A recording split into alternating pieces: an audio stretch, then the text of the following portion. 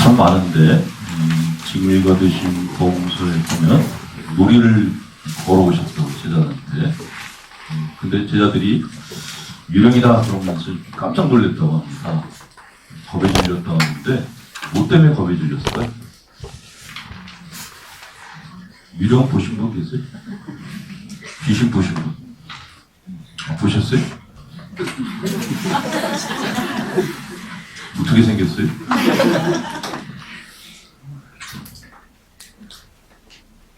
어떻게 생겼어요? 얼굴은 잘 모르고요. 네. 하얀 옷을. 하얀 옷을 입고 있었어요? 다리가 안 보여요. 다리가 안 보이고요? 언제 보셨어요? 몇 년 전에요? 제 강의보다 자매님 얘기 듣는 게 더 나아요. 귀신 얘기는 별로 듣고 싶지 않은데도 또 듣고 난 다음에 잠을 못 자고 그러죠. 저는 몇 년 전에 이렇게 꿈속에서 제가 관 속에 누워 있는 걸 제가 보는 꿈을 본 적이 있어요. 그래서 제가 관 속에 누워 있는데 누가 저한테 오더라고요. 그 꿈에서도 저기 저승사자구나 그런 생각이 들었습니다. 근데 그때 꿈속에서도 나 지금 하면 안 되는데 그게 먼저 떠오르더라고요. 그 꿈속에서도 나 아직도 할 게 많은데 나 가고 싶은 데 많은데 나 지금 못 가는데 그런 소리가 여기까지 올라와가지고 컥컥대다가 이제 깼던 기억이 있습니다. 제자들이 겁에 질렸던 것도 사실 무리가 아니죠. 매일 같이 이렇게 밥을 먹고 살을 맡았던 자기 스승이 무리를 걸어오는 거예요. 죽은 줄 아는 거죠. 유령이 나타났다는 것은 유령이 자기들을 데려갈까봐 겁에 질려가지고 그렇게 소리를 쳤던 것 같습니다. 사실 이거는 제자들의 심각한 마음을 갖다 드러내는 복음 비전인데 왜 이렇게 쪽팔리는 내용을 갖다가 복음서에다 올려놨을까요? 이게 이제 그 다음 구절 때문에 그래요. 그 다음에 예수님이 이런 얘기를 하세요. 용기를 내어라 나다 두려워하지 말라. 그러고 나서 그들이 담배 오르시니 바람이 멎었다 그랬습니다. 제자들이 이 장면에 대해서 얼마나 충격을 받았는지 알 수 있다는 거죠. 제자들은 사실 예수님이 죽고 난 다음에 굉장히 힘든 삶을 살았습니다. 성지순례 갔다 오신 분들은 아시겠지만은 12제자 거의 대부분이 다 이제 순교를 당했죠. 이렇게 거꾸로 십자가에 못 박힌 사람, 목이 잘리는 사람, 껍질이 다 벗겨진 사람, 굉장히 심한 그 박해를 받고 죽었습니다. 그런데도 자기 뜻을 굽히질 않았어요. 근데 그런 뜻을 굽히지 않았던 그 동기가 뭘까? 바로 예수님에 대한 이런 기억 때문에 그랬다는 거죠. 우리가 신앙생활을 하면서 하나님에 대한 아무런 기억이 없다면, 하나님에 대한 어떤 체험도 전혀 없다 보면 신앙생활 하기가 참 힘들어요. 근데 제자들은 그런 체험을 여러 번 했어요. 이 체험이 바로 그 중에 하나인 겁니다. 그 제자들의 머릿속에는 늘 자기들이 힘들 때마다 예수님이 이렇게 유령처럼 무리를 걸어서 오셔서 나를 갖다 구해주실 거야. 이런 확신이 있었던 거예요. 그래서 제자들을 갖다가 수용할 수 있었던 거죠. 우리가 인생을 살아가면서 심적인 여러 가지 문제에 봉착을 합니다. 심적 문제에 봉착하면 몸도 무너지고 마음도 무너지죠. 그럴 때 이렇게 내 마음을 갖다가 버티게 해주는 그 가장 좋은 것이 뭐냐면 추억이라고 그래요. 내가 살아오면서 가졌던 가장 좋은 추억, 하나님 체험도 좋고 아니면 내 인생에서 가장 좋았던 기억들을 가지고 있는 게 굉장히 이게 심리적으로 유용하다고 합니다. 근데 우리가 과거 생각하면 이렇게 기억할 수 있는 것들이 이렇게 많지가 않아요. 우리 기억력이 이제 한계 때문에 그렇죠. 그래서 필요한 것이 사진이라고 그래요. 옛날에 내가 어떤 좋은 곳에 가서 맛있는 걸 먹었던 사진, 아니면 내가 좋아하는 사람들과 놀았던 사진, 이런 사진들을 가지고서 마음이 우울할 때마다 그걸 들여다보면은 내 마음이 우울했던 마음이 자기도 모르게 조금씩 기분이 풀어진다고 합니다. 그래서 사진으로 심리치료를 하는 것도 있어요. 여러분들께서도 나이 들수록 행복하게 사시려면은 좋은 추억을 많이 가지셔야 된다. 그렇게 얘기를 하는데 가능하면 좋은 추억 많이 만드셔가지고 건강한 신앙생활 하시기 바랍니다. 우리 사이는 비밀이 없다. 이게 좋은 걸까요? 안 좋은 걸까요? 좋다고 생각하시는 분? 안 좋다고 생각하시는 분? 왜 안 좋다고 생각해요? 네. 그 경계라는 게 있어요.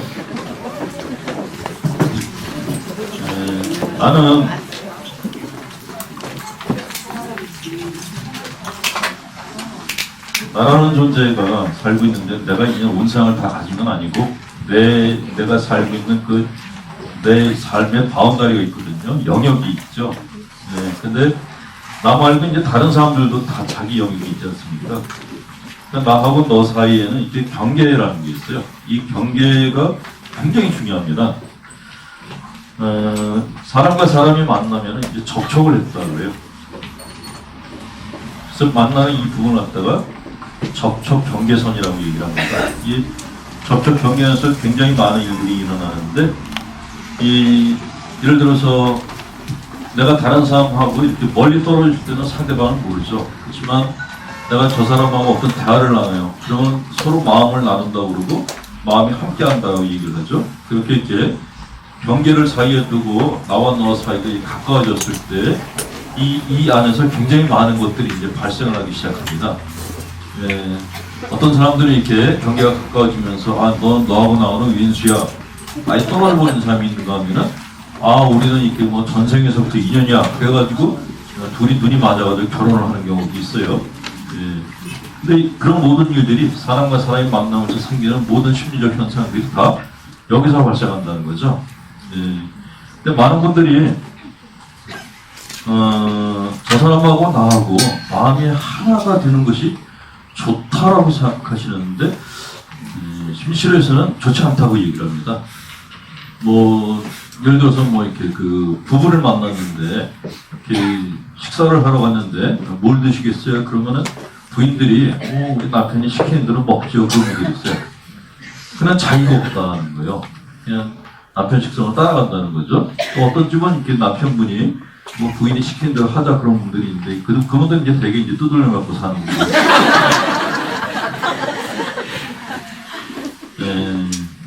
이렇게 사람과 사람의 만남에서 경계라는 것이 굉장히 중요합니다. 이 경계가 나와 너 사이의 경계가 이렇게 혼란스러워지면 생기는 것이 접촉 경계 혼란이라고 접촉 경계 혼란이라는 것이 일어납니다. 이 부분에 대해서 이제 좀 더 설명드리면 다른 사람들과 만났을 때 이렇게 경계를 갖다 분명히 세우는 분들이 있어요. 뭐 초등학생 애들 옛날에 지금은 모르겠는데 옛날에는 이렇게 책상 하나 가지고 둘이 썼잖아요. 그럼 어떻게 했어요? 안에다가 줄을 긋어요. 줄을 긋는 놈이 있는가 하면 또 그것도 모자라가지고 거기다 이렇게 탑을 세우는 애들이 있어요. 피통 가지고 탑을 세우고 그래서 이렇게 상대방이 넘어오면 막 그냥 이렇게 싫어하고 그랬던 기억들이 있을 겁니다. 근데 그런 경계에 대한 그 개념들이 나이를 먹어서도 마찬가지로 있다는 거죠. 여러분들이 뭐 다 사랑하기 때문에 결혼들을 하셨는데 배우자가 여러분들 물건 만지는 거 좋으신 분? 내 일기장 만지거나 화장품 만지거나 내 옷을 만지작거리는 게 좋으신 분? 없죠. 처녀 총각 때는 뭐 죽고 못 살아요. 뭐 서로 음식 떠먹여주고 뭐 별 생기랄들을 다 하는데 결혼하고 나면 그런 거 없잖아요. 결혼하고 나면 네 거 내 거 분명하고 어쩌다가 남편이 이렇게 칫솔을 쓰면 지저분하게 왔었냐고 이런 거 난리를 치죠. 근데 그런 것들이 이렇게 어떤 뭐 물질적인 것뿐만이 아니고 정서적인 면에서도 그런 것들이 발생을 하기 시작합니다. 정서적으로 내가 저 사람하고 사이에 이렇게 경계를 갖다 분명하게 세우게 되면 나타나는 현상이 뭐가 나타나냐 하면요. 교조주의라는 게 나타나요. 교조주의, 율법주의. 예수님 당대에는 이제 바리사이파 사람들이 이런 부류에 속했었죠. 바리사이파 사람들이라는 말은 파리새라는 이 말 자체가 우리는 선택된 사람들이다라는 생각을 갖고 있는 거죠. 그래서 선민의식이라고 하는 것이 사실 바리사이즘에서 비롯되는데 이 바리사이들은 우리라는 개념이 너무 굉장히 강했던 사람들이에요. 우리는 하나님께 선택받은 사람들이고 저 사람들은 아니야. 그 율법을 지키는 자와 지키지 않는 자, 이렇게 경계를 갖다 분명히 세웠던 사람입니다. 근데 이렇게 경계가 분명하게 되면 어떤 현상이 생기는가? 외부로부터 정보가 안 들어와요. 그러니까 인간의 마음도 심리적 정보가 들어야지만 이렇게 인간의 마음이 성장할 수가 있습니다. 그런데 되게 경계를 세우는 사람들의 특징이 고집이 세요. 절대로 나오면 안 됐습니다. 이 펄서라는 심리학자가 정말 마음에 드는 사람인 거는 왜 그러냐면 이 사람은 자기 이론을 갖다 만들었는데 그걸 갖다가 그 뭐라 그러죠? 신학에서는 도그마화라고 그러거든요. 교리를 갖다가 도그마라고 불렀는데 이거를 운유적으로 표현해가지고 도그마화 시켰다 그러면 아주 교조주의적으로 이렇게 만들었다라는 그런 의미를 갖습니다. 그 진리는 이거야. 뭐 우리 종교는 이게 원칙이야. 이렇게 원칙주의, 율법주의를 갖다 따지는 사람들이 경계가 심한 사람들이에요. 근데 바리사이들이 그랬는데 펄스나 심리학자들은 그러지 않았다. 펄스나 심리학자는 오픈시켰어요. 모든 학문과 종교에 대해서 열어놨어요. 그래서 게슈탈트 치료법은 지금도 진화하고 있다라고 그런 얘기를 하고 있을 정도입니다. 자, 이렇게 접촉 경계 혼란이 생기는 것 중에 하나가 단단할 때 그런 혼란이 발생한다는 거죠. 근데 본인들은 굉장히 자신들이 이제 뛰어나다고 생각해요. 시골 가면 그 터줏대감들이 있습니다. 이 터줏대감들이 굉장히 고집이 센 데다가 배타적이에요. 그 자기들이 굉장히 똑똑하다고 생각합니다. 왜냐하면 늘 만나는 사람만 만나기 때문에, 그리고 만날 때마다 서로 이렇게 덕담과 칭찬을 갖다 아끼지 않고 주고받기 때문에 본인들이 굉장히 괜찮은 사람들이라고 생각해요. 그래서 외지에서 들어오는 사람들을 굉장히 무시를 하는 경향이 있습니다. 근데 그게 딱 우물한 개구리라는 거죠. 만약에 여러분들이 나는 내 친구들하고만 놀아, 나는 우리라는 개념 안에서만 놀아, 그런 분들이 있다면 그건 접촉 경계 혼란 중에 하나, 경계가 너무 단단한 편에 속한다는 것만 아시기 바랍니다. 두 번째, 이 경계가 이렇게 불분명하는 사람들이 있어요.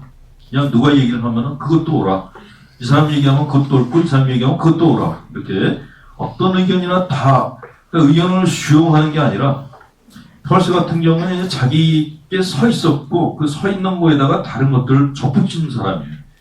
근데 이 접촉 경계 혼란에서 경계가 불분명한 사람들의 특징은 내가 없어요. 그냥 다른 사람들이 하자는 대로 다 따라가는 거예요. 그래서 이분들이 가장 많이 쓰는 말이 아무거나.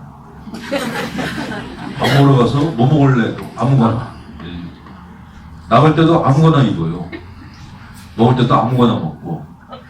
근데 그렇게 사는 것이 본인은 굉장히 편하다고 생각하는데 일시적인 편안함은 주는데 그게 나중에 무시를 당하게 되는 결과를 초래한다는 거죠. 이렇게 경계가 불분명하게 되면 생기는 게 미해결 과제가 쌓인다고 합니다. 원래 인생을 살아가는데 그 인생의 그 어떤 기수마다 자기가 풀어야 될 과제들이 있어요. 이걸 풀어가는 것이 그 인생살이라고 하는데, 이렇게 다른 사람과의 벽이 그 불분명한 사람들은 다른 사람이 내 집에 들어와서 해집고 지나가는 그런 인생을 살기 때문에 늘 마음 안에 숙제 같은 게 쌓여 있습니다. 그래서 정신적으로 상당히 혼란 상태에 빠진다고 그렇게 얘기를 합니다. 그러니까 우리가 보통 얘기하는 저 사람 좋아, 호인이야, 이런 소리 듣는 분들이 사실 그렇게 좋은 분들이 아니라는 거죠. 저 사람 좀 까칠해. 그러니까 약간 까칠한 경향을 보이는 사람들이 오히려 이게 경계가 건강한 사람들이 많아요. 그냥 남달라도 다 퍼주고 자기는 굽는 사람들이 사실 경계가 불분명한 사람들이 있는 경우가 많다는 거죠. 근데 가톨릭교에서는 전통적으로 경계가 불분명한 사람들을 온순하고 착한 사람들이라고 칭찬하는 경향이 있습니다. 그래서 좀 이렇게 가톨릭교회가 신경적 환자들을 양산하고 있다는 그런 비난을 받을 때가 많아요. 성서에 보면은 사실 예수님은 그렇게 성격이 온유한 분도 아니었고 아주 굉장히 까칠한 분이었습니다.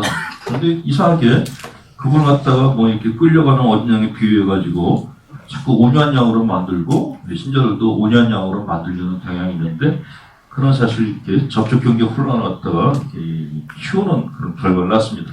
별로 좋은 게 아니란 거죠. 자, 접촉경계 혼란에 대해서 좀 더 자세히 설명드릴게요.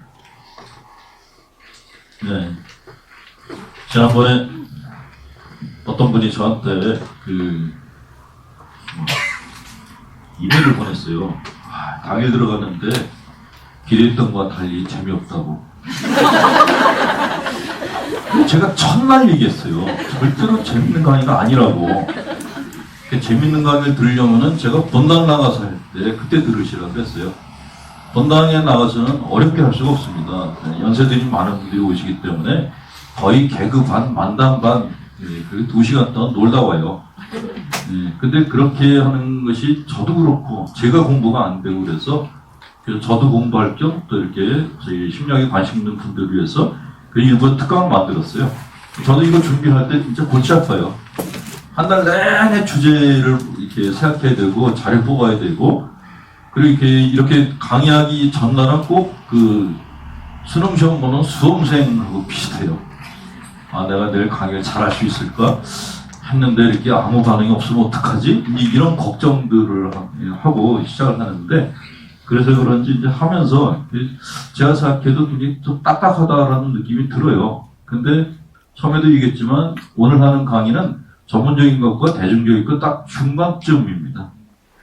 너무 어렵게 하면 다 주무실 거고 너무 재밌게 하면 또 뭐 남는 거 하나도 없다고 그럴 것 같아서 딱 중간 정도를 위주로 하려고 그랬는데 대중적인 걸 원하는 분들은 또 마음에 안 드신가 본데 그런 분들은 이렇게 본당으로 가셔서 들으시기 바랍니다.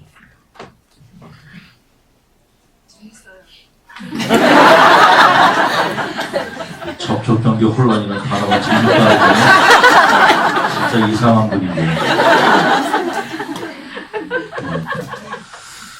자, 사람과 사람이 만나잖아요. 자, 내가 사람을 만날 때마다 어떤 분은 그래요. 난 저 사람을 다 알아. 저 사람의 밑에까지 다 알아. 가정사도 다 알아. 천만의 말씀.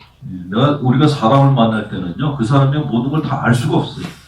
내가 내 마음도 다 모르는데, 어떻게 남 마음을 다 알아요? 그 처녀가 그랬다잖아요. 총각한테 채이고 들어와가지고, 엄마 앞에서 막 울며 불며 하면서 했대요. 엄마가 이제 그만 울으라 그랬더니, 엄마는 내 마음을 몰라서 그래. 내 마음을 몰라서 그래. 그러면서 계속 울었대요. 그때 엄마가 그랬대요. 내가 내 마음도 모르는데 내가 네 마음을 알지 않아. 그 엄마가 참 건강한 엄마예요. 사람과 사람 사이에는 직접적인 만남이 이렇게 불가능하게 만드는 중간층이라는 게 있습니다. 여기에 끼어있는 게 마야라는 게 있다 그래요. 펄스가 쓴 용어인데 이쪽에 이제 환상 같은 환상, 선입견 이런 게 있다.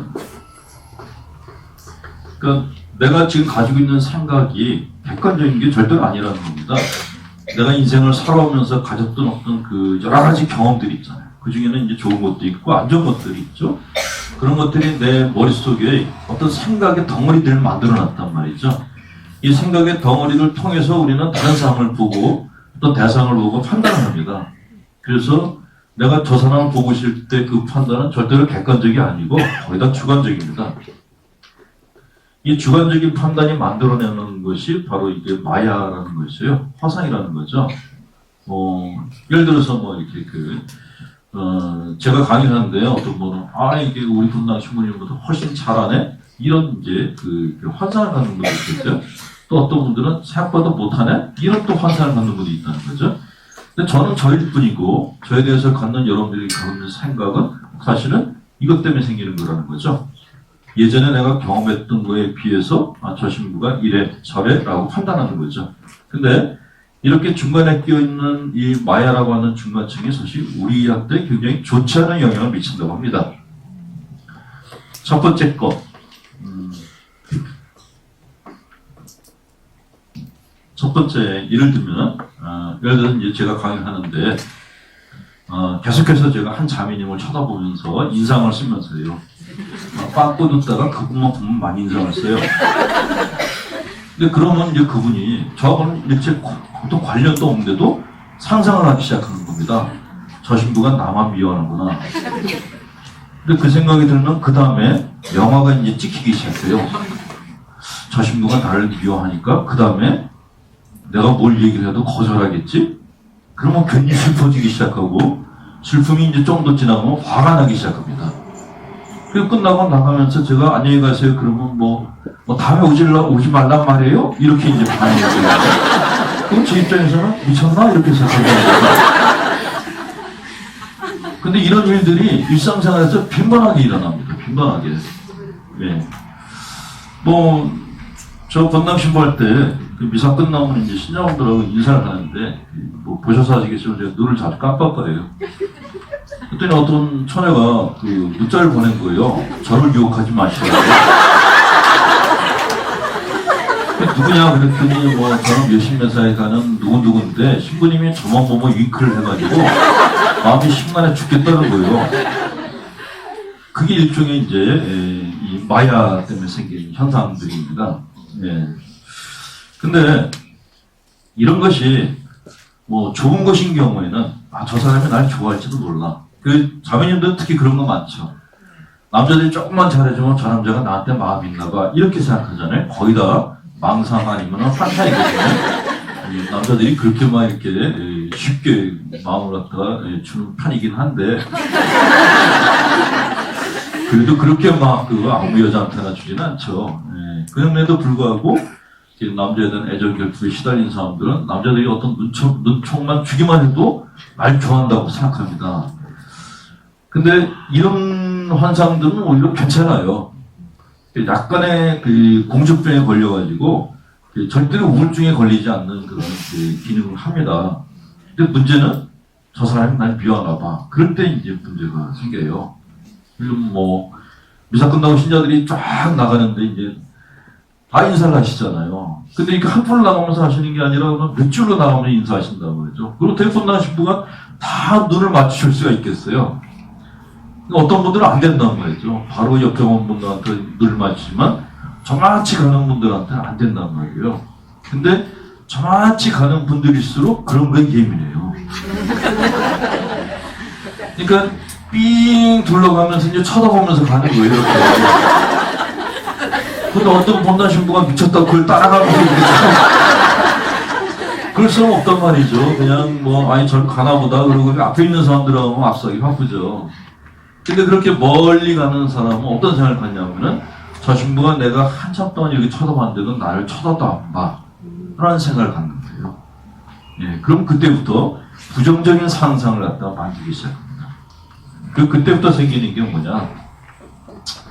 에너지가 소모되기 시작해요. 인간이 가지고 있는 에너지가 육체적인 에너지와 정신적인 에너지 두 가지가 있죠. 근데 잘 아시는 것처럼 육체적인 에너지도 소모가 되지만 정신적 에너지도 마찬가지로 이렇게 양이 무한대가 있는 게 아닙니다. 양이 정해져 있어요.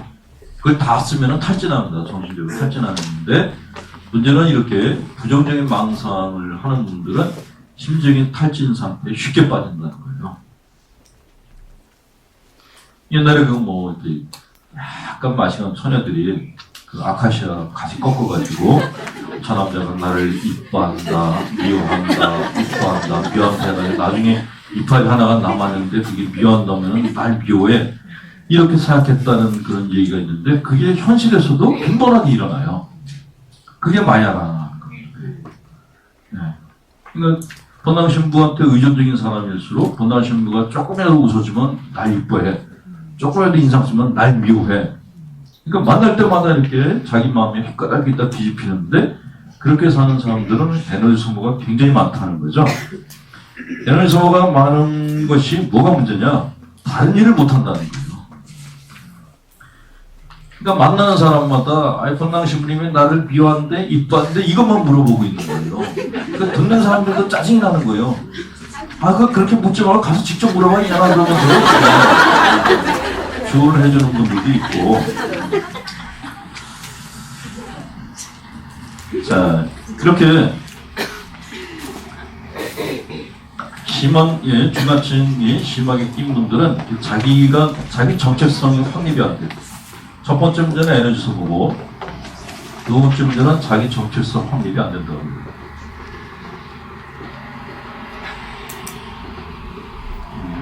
내가 누군지, 내가 뭘 하고 싶은지, 내가 어디를 가야 되는지를 모른다는 거예요. 제가 말로는 이렇게 쉽게 뭐 내가 뭘 하고 싶은지, 뭐 어디로 가야 되는지 이렇게 얘기를 했는데, 자기가 하고 싶은 걸 정확하게 아시는 분 혹시 계세요? 나는 내 인생, 내가 가야 될 길을 분명히 보고 있고 내가 원하는 것도 분명히 알고 있다. 그런 분 계세요? 그런 분 계시면 저하고 자리 좀 바꾸세요. 저는 아직도 잘 모르겠거든요. 헷갈리고 어떨 때는 장가를 가고 싶은 건지 혼자 살고 싶은 건지 가난하게 살고 싶은 건지 부자가 되고 싶은 건지 내가 사자생활을 하고 싶은 건지 관두고 싶은 건지 이렇게 헷갈릴 때가 많아요. 예. 근데 간혹 어떤 분들 만나면 저는 인생이 다 이렇게 정리가 다 끝났습니다. 목표도 다 정해졌고요. 뭐 이렇게 얘기하는 분들 보면은 부럽기도 하고 좀 안 됐기도 하고 정상일까 아닐까 예, 좀 의문이 생기는데 자기 정체성을 갖다가 정확하게 확립한 사람들은 거의 없어요. 거의 다 죽을 때까지 만들어가는 과정이거든요. 그래서 인간을 어떻게 정의하냐면 과정의 존재라고 얘기하게 됩니다. Presence of Processing이라 그래가지고 계속 만들어져 가고 진화해 가는 존재이지 이게 어느 시기까지 했으니까 완성되는 그런 존재가 절대로 아니라는 거죠. 그래서 인간은 유한하다라고 철학자들이 이야기하는 것인데 어쨌건 자기 정체성, 내가 뭘 원하는지, 내가 갖고 있는 욕구가 뭔지, 내가 저 사람에서 갖고 있는 감정이 미움인지 사랑인지 이게 좀 명확하게 보이지 않게 되면은 정신적으로 혼란 상태가 온다는 거예요. 그래서 제일 먼저 나타나는 것 중에 하나가 신체 경계가 혼란이 온다.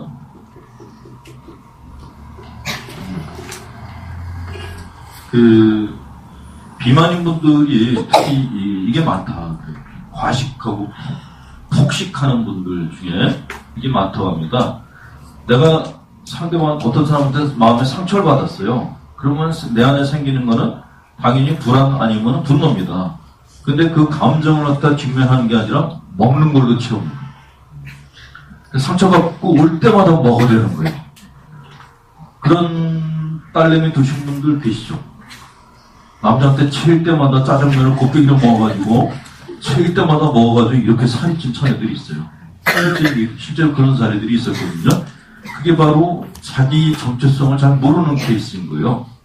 그러니까 화가 났을 때는 분노 해소를 해야 되는데 분노 해소를 하는 게 아니라 먹는 걸로 채우는 거예요.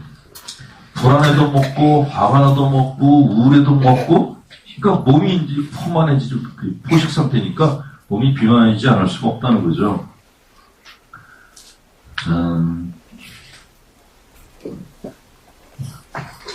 약간 옆으로 세가지고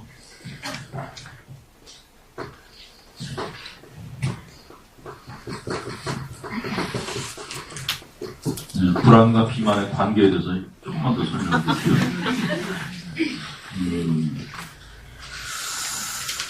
얼마 전에 아까 얘기했지만 이제 일본에서 살고 있는 친구를 만났어요. 전 일본에서 궁금한 게 많거든요. 아베가 왜 그따위로만 말을 하냐? 그놈은 대가리에 든 게 있냐 없냐? 내도 물어보고 싶었고 후쿠시마 원전이 이제 사고가 났는데 그게 우리가 아는 것처럼 정말 일본 국민 전체가 이렇게 방사능에 오염이 됐냐? 그것도 궁금하고 궁금한 게 참 많더라고요. 물어봤어요. 물어봤더니 이제 그 친구가 얘기하는 게 아베에 대해서는 일본 국민들도 별로 안 좋게 생각한다는 거예요. 근데 원폭 문제에 대해서는 일본 국민들이 그렇게 불안해하지 않는데요. 정부가 하는 말을 믿고 천천히 따라가지고 있다는 거예요. 그 친구한 얘기가 왜 한국 언론이 그렇게 자꾸 이렇게 부추기는지 모르겠다라는 거예요. 근데 실제로 보면은 우리나라 언론사들은 뭐가 터지기만 하면 그를 키우기 바빠요. 우리나라 국민들은 사실 굉장히 큰 불안에 대한 감정을 갖고 살아요. 일단 중국에 대해서는 어떠세요? 중국 사람들 믿습니까, 여러분? 못 믿어요. 왜 못 믿죠? 짝퉁만 들어서요? 아니에요. 중국 사람들이 우리나라에 쳐들어왔었잖아요. 그 병자호란이라 그러네. 네.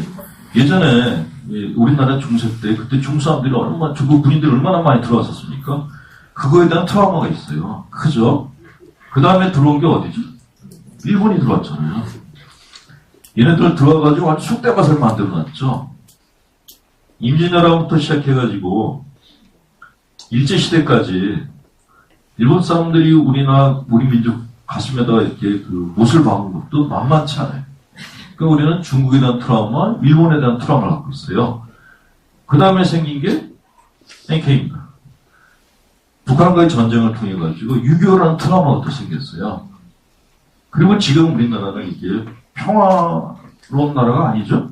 전시체제거든요.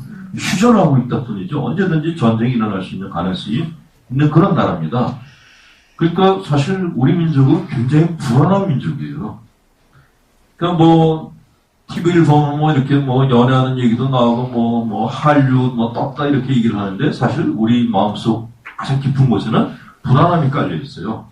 아, 이 평화로움이 금방 깨질지도 몰라. 이런 위기의식이 늘 있습니다. 그러니까 놀아도 격하게 노는 거예요. 그 유목민 생활을 오래 했던 뭐 이렇게 그 대륙에서 사는 사람들은 느긋하게 이렇게 지내는데 우리 국민들은 그걸 할 수가 없어요. 불안하기 때문에. 그래서 이렇게 그 옛날에 대변을 볼 때에도 꼭 쪼그려 싸죠. 그러니까 화장실에서 쪼그려 싸를 하는 이유가 뭐냐면은 언제라도 이렇게 자꾸 쳐들어오면 바로 바지를 입고 뛰어갈 수 있는 제일 좋은 자세가 쪼그려 싸거든요. 네. 그 군대에서도 총 쏠 때 엎드려 싸가 있고 쪼그려 싸가 있어요. 근데 엎드려 싸는 쏘다가 죽을 확률이 높은데 쪼그려 싸는 피기 때문에 살 확률이 높다고 합니다. 그런 것도 우리 민족 문화 중에 하나 비빔밥 문화 있잖아요. 이것도 사실 그 군대 문화죠. 그 전체 상황에서 밥을 갖다 제대로 먹을 시간이 어딨어요. 그러니까 밥하고 반찬을 다 철마다 비벼가지고 먹었던 게 이제 비빔밥의 시작이라고 그러죠. 그렇게 우리 마음 안에는 이렇게 불안감이 깔려 있습니다. 불안감. 그래서 이 불안한 사람들의 특징이 먹는 거에 집착을 해요. 그리고 소비에 집착을 합니다. 제가 중동에 몇 년 전에 중동에 갔었는데 그 레바논을 간 적이 있어요. 근데 레바논은 시리아가 치고 시리아 물러나면 이스라엘이 또 치고 그런 나라예요. 그 중간에서 늘 두들겨 맞는 꼭 이렇게 고래 틈새에 끼는 새우등 같은 나라가 레바논입니다. 그 레바논의 청년들이 소비 욕구가 굉장히 높아요. 돈만 생기면 다 쓴대요. 돈만 생기면 차를 사고 옷을 사고. 그래서 그 나라의 어른들이 걱정한다 그러는데 그 젊은 애들이 왜 그러는가? 돈을 모으면 뭐 하냐는 거예요. 전쟁이 일어나면 죽는데. 그러니까 일단 쓰고 보자는 거죠. 그 레바논하고 우리하고 정서가 좀 비슷합니다. 우리도 이렇게 불안한 거예요, 불안해. 근데 그 불안을 갖다 자꾸만 건드리는 거죠, 이렇게. 지금은 저는 이렇게 저희 사회를 보면서 좌파냐 우파냐, 뭐 종북이냐 종박이냐 이게 문제가 아니고 어떤 놈이 불안을 일으키는가. 불안에 주범들을 잡아가지고 깜빵에 보내야 된다고 생각하는 거예요. 좌파 우파가 상관없어요. 사람들의 마음을 갖다 편안하게 해줘야 되는데 자꾸 불안하게 만드는 거는 그 종교인이건 정치인이건 상관없이 다 깜빵에 보내야 돼요. 이렇게 얘기를 하면 또 여러분의 머릿속으로 아 누구누구를 비하하는구나. 그게 이제 중간층이라고. 네. 자, 열심히 필기를 하는 분들을 위해서 펄스가 한 얘기를 갖다가 읽어드릴게요. 펄스가 이런 얘기했어요. 심리치료나 종교 수련을 통해서 이 중간층을 걷어버릴 수가 있다. 이 중간층의 마혈을 걷어버리면 우리에게 불현듯이 깨달음이 찾아온다. 갑자기 우리한테 세상이 다시 나타난다. 마치 꿈에서 깨어나듯이 마야의 이 몸에서 깨어나게 된다. 자신이 온전히 존재하게 되는 것을 느끼게 된다. 선입견에 빠져 있거나 과거에 집착하면서 또는 앞으로 일어날 일들을 걱정하면서 사는 마야의 삶에서 벗어나서 점점 더 많이 자신과 그리고 세상과 접촉하게 된다라고 굉장히 쉽고 어렵게 설명했어요. 어렵죠. 이게 소위 이제 깨몽하라는 거예요. 꿈에서 깨달라고. 근데 꿈에서 깬다는 게 이게 정말 쉬운 일 아니거든요. 그 배우자에 대한 그 환상이 되게 몇 개월이면 깨집니까?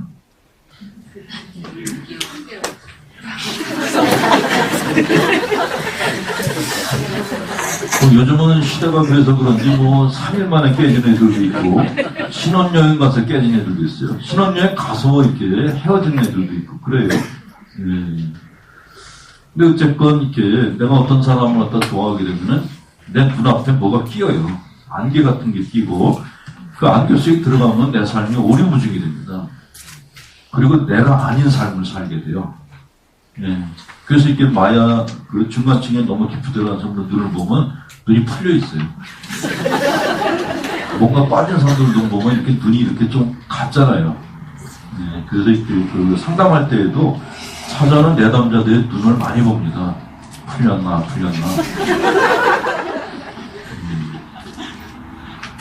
어쨌건 자, 펄스도 심리치료나 종교심리 중요하다라고 얘기를 했는데 내 마음에 끼인 이 안개를 갖다 걷어버리는 가장 좋은 방법은 혼자 있는 거랍니다.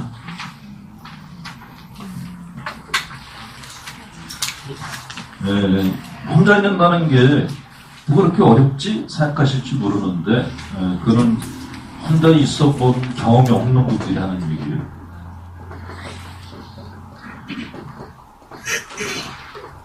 자기 혼자서 일주일 이상 지내보신 분. 나 혼자서 아무도 안 만나고 일주일 이상. 그리고 어디 들어갔다 왔어요? 저기 맨대 자매님 어디 갔다 왔어요? 응? 혼자서 어디 갔다 오셨냐고? 어디서요? 아, 집에서요? 아무도 안 만나고? 그래서 득도 하셨어요?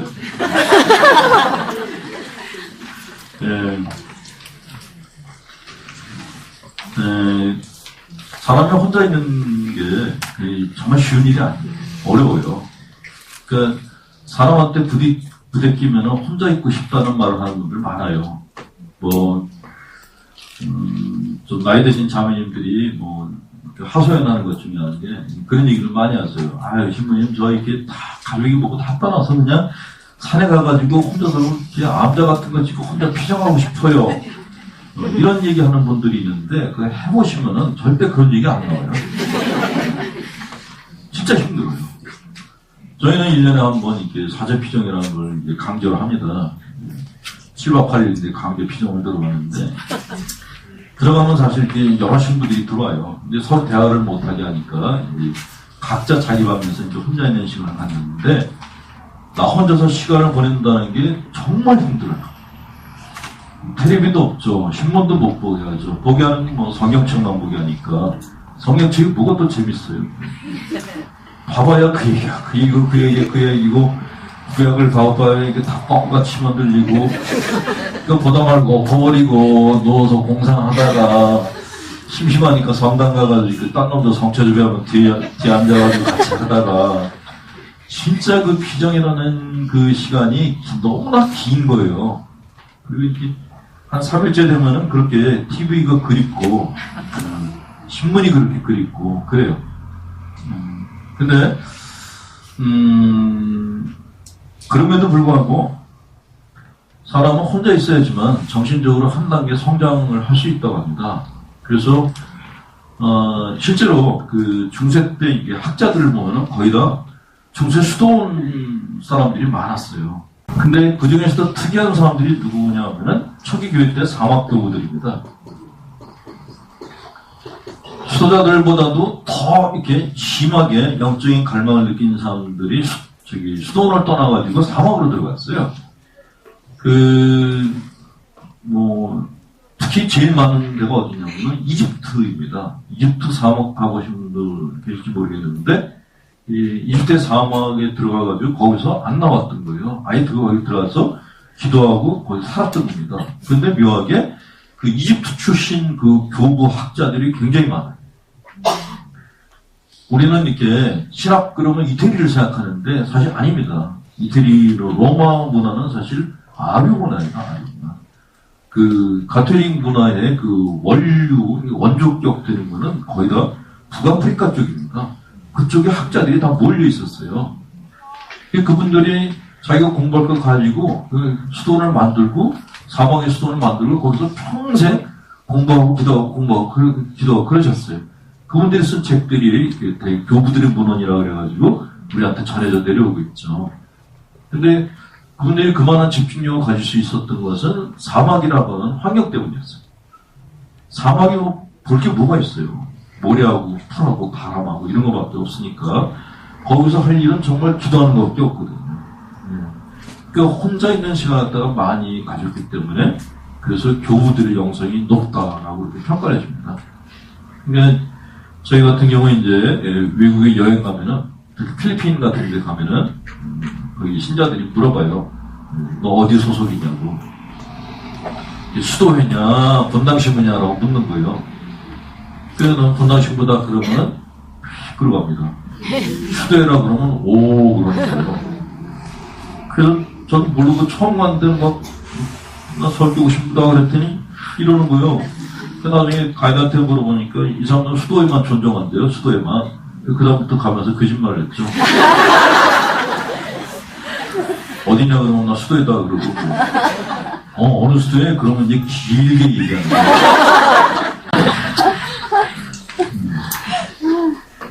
어쨌든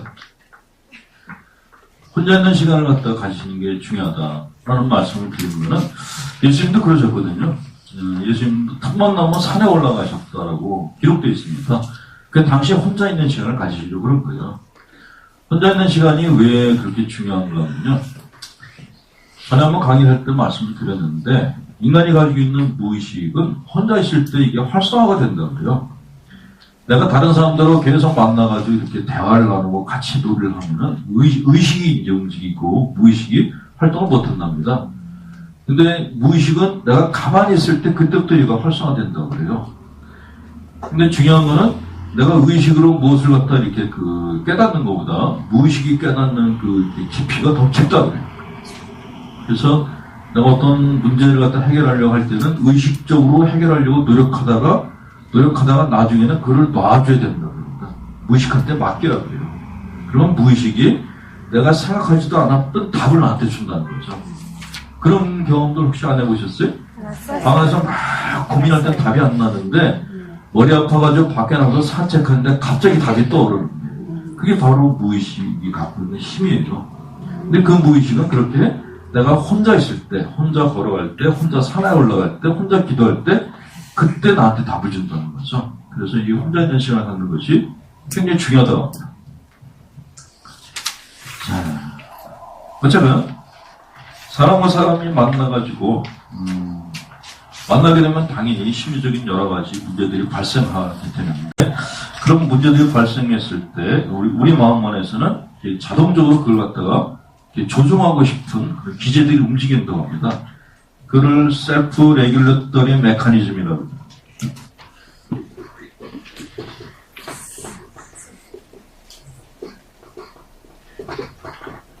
네, 가끔씩 이렇게 영어를 써줘야지 되는 이유는 이미 설명드렸어요. 제가 많이 공부했다는 거이고 폴스터라는 심리학자가 얘기했는데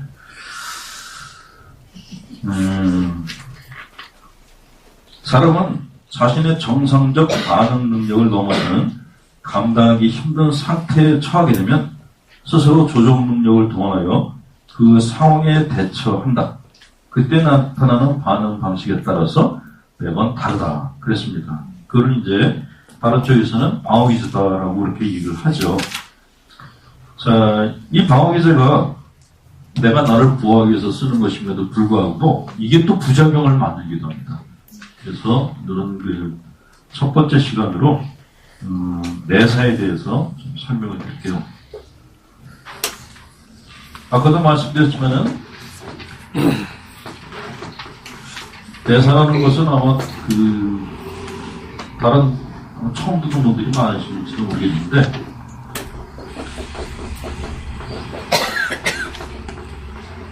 인터랙션이라고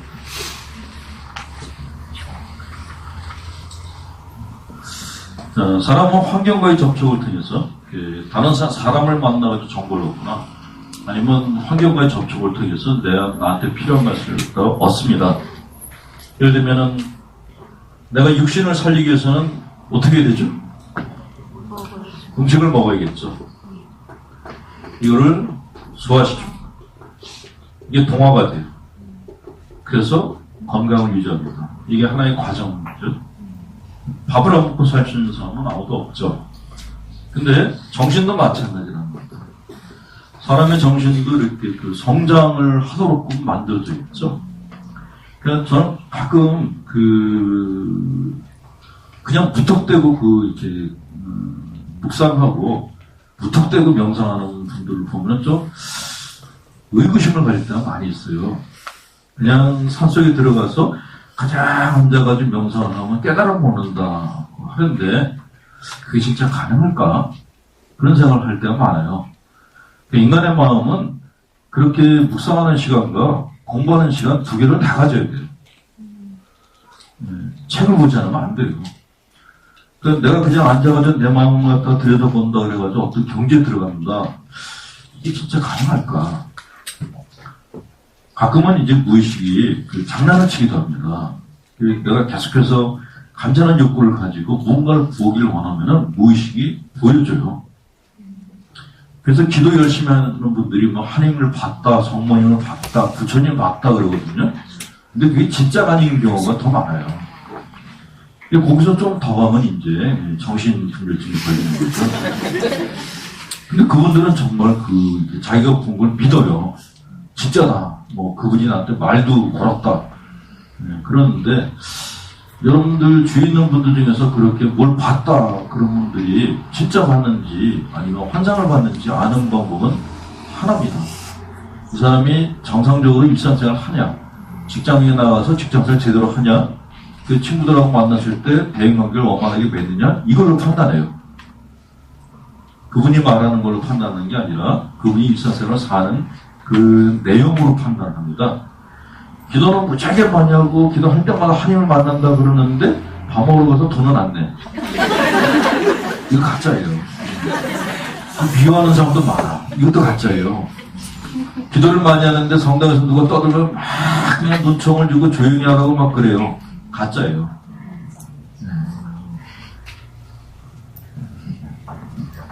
정신이나 육신이나 건강하다는 그 기본적인 원칙은 똑같아요. 자, 육신이 건강한 사람들의 특징이 뭐죠? 몸이 건강한 사람들의 특징. 음식을 가리진 않아요. 잠자리 안 가려요. 여행을 하면 이제 그런 분들 보거든요. 저는 정말 여행 다니면서 제가 제일 부러워하는 사람들이 누구냐면 비행기 안에서 자는 사람이에요. 정말 부러워요, 정말. 이렇게 성지순례 이제 지도신부를 이제 따라가면은 제일 고역인 게 그 비행기 타는 거예요. 아, 미치겠는 거예요. 10시간을 갖다 조금 이코노믹스에 끼 앉아가지고 그것도 이렇게 북도 쪽이 모르는데 또 어떨 때 이렇게 가운데 끼 앉아서 갈 때가 있어요. 아, 그것도 이게 카리나 아시아나 같은 한국 비행기면 괜찮은데 이게 평화방송에서 절 데려갈 때는 절대 그런 비행기는 안 타고 꼭 KLM을 타요. 네덜란드 항공이라고 그래가지고 중국 비행기만큼 좁은 비행기가 있어요. 정말 네덜란드 애들은 저를 너무 싫어합니다. 그 이유 중에 하나가 등치는 큰 놈들이 얼마나 짠지 몰라요. 비행기 좌석을 너무 좁혀놔가지고 옴짝을 할 수가 없어요. 그것도 꼭 만석을 만들어놔요.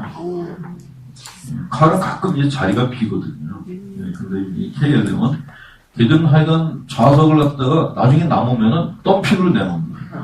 다 팔아먹어요, 다 팔아먹어요. 그래서 늘 만석이에요. 그러니까 평화방송은 늘 그 비행기 저를 써요. 근데 그런 좁아 터진 비행기에 뭐 그 음식 냄새, 뭐 화장실 그 변 냄새, 막 공기가 혼탁한 그 와중에도 주무시는 분들이 계세요. 아, 정말 대단한 분들이에요. 그런 분들은 이렇게 어떤 여행지를 가더라도 음식도 안 가려요. 다 잘 먹어요. 그리고 화장실도 잘 가요. 잘 먹고 잘 싸고 잘 자고. 몸이 정말 건강한 분들이에요. 그분들은. 네. 근데 정신도 마찬가지거든요. 자, 그 종교에서 얘기하는 고매한 인격을 가진 분, 이 개념하고 심리치료에서 건강한 사람, 이거하고 좀 그 내용이 다른 면이 있습니다. 심리치료에서는 이렇게 도를 깨달은 사람을 만들려는 그런 목적을 갖고 있지 않습니다. 심리치료는 심리적인 상태를 건강하게 만드는 게 목표예요. 근데 정신이 건강하다는 건 뭐냐? 사람을 가리진 않는다.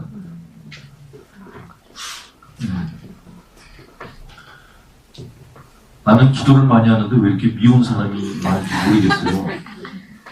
헛기도 했다는 거죠. 심리적으로는 사실은 그 신경증 상태에 있다는 겁니다. 좀 심리적으로 문제가 있는 분들이 미운 사람이 많아요. 그러니까 내가 미워하는 사람들 숫자를 한번 세워보세요. 그 숫자만큼 내가 문제가 있는 거예요. 아, 저 사람 때문에 내가 미워하는 거예요. 아니에요. 그거 아니고 저 사람이 나한테 미운 점을 했어도 내가 그 사람을 연민으로 볼 수가 있는데 내가 연민이 안 생기고 미움이 발생했다는 것은 내 마음 안에 뭔가 문제가 있다는 겁니다. 그러니까 가리는 게 많을수록 건강하지가 않다는 거죠. 몸하고 똑같아요. 몸이 건강한 사람이 어떤 음식이든지 다 잘 많이 먹는 것처럼 정신이 건강한 사람들도 사람을 가리질 않습니다. 정말 미운 사람도 그냥 불쌍하다고 생각한다는 거죠. 또 이런 얘기를 하면 또 이렇게 찾아오셔가지고 아유 그 자매가 불쌍해 그러면서 자기가 건강한 척하는 분들이 있어요. 정신적 사기꾼이라고 얘기를 하는데 별의별 분들이 다 많아요. 근데 제가 예수님께서도 복음서에서 이렇게 쭉 얘기하신 걸 한번 잘 보세요. 내용은 그거예요. 가리지 말아라예요. 네가 너 좋아하는 사람하고 다니면 그게 무슨 소용이 있겠냐. 가리지 말아라. 왼수를 사랑하라. 또 가리지 말아라. 음식을 가리지 않듯이 사람을 가리지 말아라. 라고 얘기를 하는 겁니다. 그런 의미에서 저는 사실 이렇게 체질 의학 이거에 대해서 별로 좀 그래요. 사실 부처님은 안 가리셨어요. 그게 나중에 이제 80이 되셔가지고 음식 먹고 체하셔가지고 이제 병원에 돌아가셨다는 그런 얘기가 있는데 가리질 않으셨던 분입니다. 근데 음식을 가리거나 이제 사람을 가리는 분들 보면은 이렇게 좀 신경질적인 그런 분들이 많죠. 건강하지 않다는 거죠. 저희 신부들 중에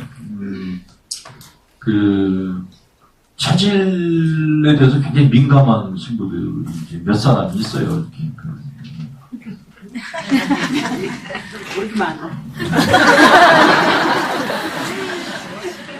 주방 아줌마들이 죽으려고 그래요. 요일마다 먹는 음식이 다른 거예요. 그 식단을 주는 거예요. 그래서 거기 맞춰가지고 음식을 해야 되니까 돌아버리는 거죠. 어떤 분은 이렇게 일반 식품을 안 드시고 꼭 이렇게 순수 유기농 고추장을 드시고. 근데 그런 분들 보면은 그렇게 음식을 가리니까 굉장히 건강할 것 같은데 보면은 다 빼짝 말라 있어요. 또 어떤 분들은 고기가 안 좋다고 해도 항상 고기를 안 먹는 거예요. 그러니까 내가 가난하게 살려고 고기를 안 먹는 게 아니라 고기가 몸에 안 좋아서 안 먹는다는 거예요. 근데 그런 분들 보면은 늘 기싱기싱.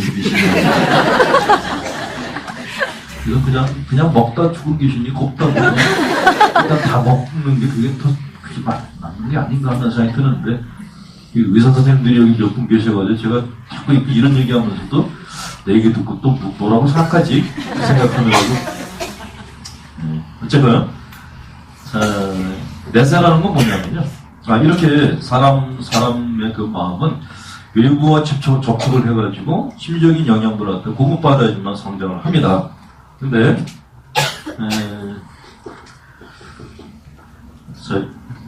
육신이 음식을 먹으면은 이걸 소화시키기 위해서 그 전 단계에 뭘 해야 되죠? 내가 입에다 음식 먹었어요. 그럼 뭘 해야 되죠? 씹어야 돼요.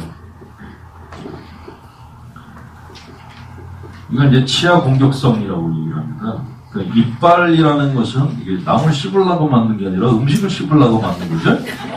근데 우리는 이제 음식보다는 남을 씹는 데 더 많이 쓰고 있죠. 네. 어쨌든 이 치아 공격성이라는 것은, 치아라는 것은 음식을 공격하려고 만들어진 게 치아라는 겁니다. 근데 사람이 어렸을 때는 애기들은 이제 엄마 젖을 먹어요. 그 엄마 젖은 씹을 필요가 없잖아요. 그러니까 애기들은 이제 이빨이 없거나 약하거나 그래서. 근데 아이들이 이제 이빨이 생기면 그때부터 엄마 젖을 안 먹고 다른 걸 먹기 시작하죠. 그걸 뭐라 그래요? 이유식. 이유식이라고 그럽니까? 제가 장가를 갔으면 그런 걸 할 텐데. 그러니까 이가 나기 시작하면서 이제 음식을 씹기 시작합니다. 그런데 아기가 이가 났는데도 엄마가 계속 우유를 먹이면 어떻게 될까요? 7살이 되고 8살이 되고 9살이 되고 20살이 됐는데도 계속 엄마 젖만 먹인다면 어떻게 될까요? 이게 소화가 잘 되는 거야. 그렇게 계속 먹이면 어떻게 될까요? 성장을 못한다 그래요. 그러니까 사람은 어떤 적정한 시기가 되면 음식을 갖다 씹는 행위를 통해서 그 음식을 갖다가 자기가 소화하고 동화시켜야 된답니다. 그래야지만 이 골육이 성장을 한다는 거죠. 근데 이게 정신적으로도 똑같다는 겁니다. 많은 분들이 좋은 책을 읽으면은 안 씹어요. 심지어 다른 사람들한테 이 책 좋은 거야 그러면서 권합니다. 근데 사실 그거 굉장히 위험한, 내가 읽어보니까 이분 말씀이 정말 좋아, 이분 말씀대로 살아야 돼. 가장 위험한 발언, 가장 위험한 발언. 씹지 말고 삼키라는 얘기하고 똑같은 거거든요. 정신도 육신과 마찬가지로 치아 공격성이 있어요. 심리적인 치아가 있는데 일단은 내가 어떤 얘기를 들었을 때 그 얘기를 갖다가 곱 씹어봐야 돼요. 이게 진짜일까? 이게 맞을까? 스님이 뭐 이렇게 그 산에 들어가가지고 득돌하신다 그래서 이게 한 수의 시를 만드셨는데 이게 정말일까 아닐까? 생각해 보셔야 돼요. 성경 말씀도 주님 말씀이니까 믿어야지? 아니에요. 풀을 달아야 돼요. 근데 교회에서는 무조건 믿으라는 거예요. 순종하라. 그건 뭐냐? 자기가 갖고 있는 치아 공격성을 쓰지 말라는 겁니다. 이건 곤란하다는 거죠. 만약에 우리가 갖고 있는 이걸 치아 공격성은 이제 비판 정신이라고 하는데, 자, 자신의 치아 공격성을 사용하는 것을 제지당하게 되면 권위자의 행동이나 가치관을 무비판적으로 받아들이게 된다. 이렇게 되면 그 생각을 자기 것으로 동화하지 못한 채 그 생각이 내 안에 남아있으면서 나의 행동이나 사고방식에 악영향을 미친다. 이렇게 내 안에 들어와 있는 다른 사람의 가치관을 갖다가 내사라고 한다. 내사라는 것은 내 생각이 아니라 남의 생각이 내 안에 들어와서 내 행사를 하는 걸 말하는 거예요. 그걸 내사라고 합니다.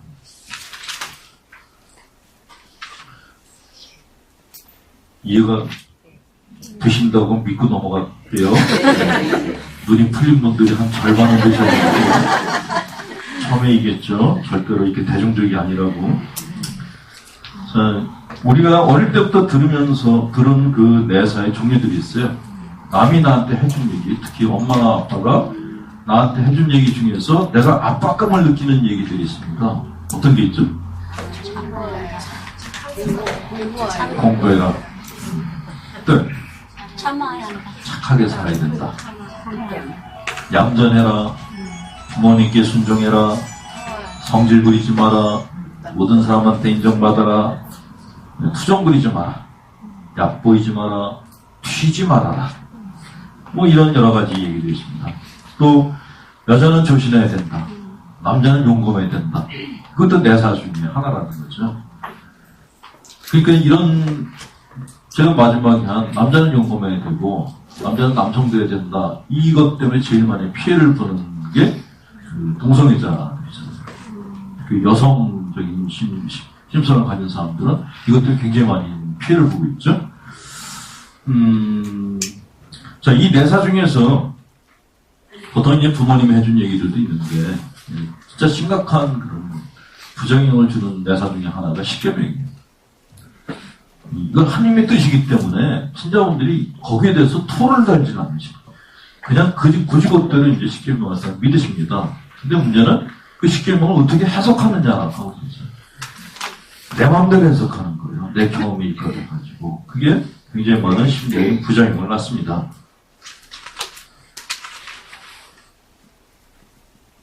자, 첫 번째로 부작용 중에 하나. 등이 뻐근하신가요? 부서였습니다. 자, 첫 번째 부작용이 뭐냐면요. 매 상황에서 발생하는 자신의 다양한 욕구에 따라서 행동하지 못하고 내사된 것들의 명령에 따라서 그것이 자기 자신인 줄 잘못 알고 살아간다 합니다. 내가 하고 싶은 게 분명히 있거든요. 근데 그 신자분 중에 그 수도자처럼 사는 분들이 있어요. 그분들은 어떤 때는 이렇게 되게 좋아 보이는데 어떤 때 굉장히 답답할 때가 있어요. 그 왜 내가 저분들한테 답답함을 느끼나 그랬더니 그분들은 자기 얘기를 한 적이 없어요. 늘 나를 맞춰주는 거예요. 그러니까 나는 뭐 좋아합니다. 난 그게 싫어요. 이런 얘기를 들은 적이 없어요. 그러니까 내 욕구가 뭔지를 모르는 거예요. 근데 내가 내 욕구를 모른다는 게 이게 뭐 그냥 그럴 수도 있지 생각하실지 모르는데 그렇지 않아요. 굉장히 심각한 문제라는 거죠. 내가 뭘 먹고 싶고 뭘 입고 싶고 어디 가고 싶고 이걸 모르게 되면요 심리적으로 방황을 하게 돼요. 내가 그럼 왜 살아야 되지? 이런 생각도 갖게 된단 말이죠.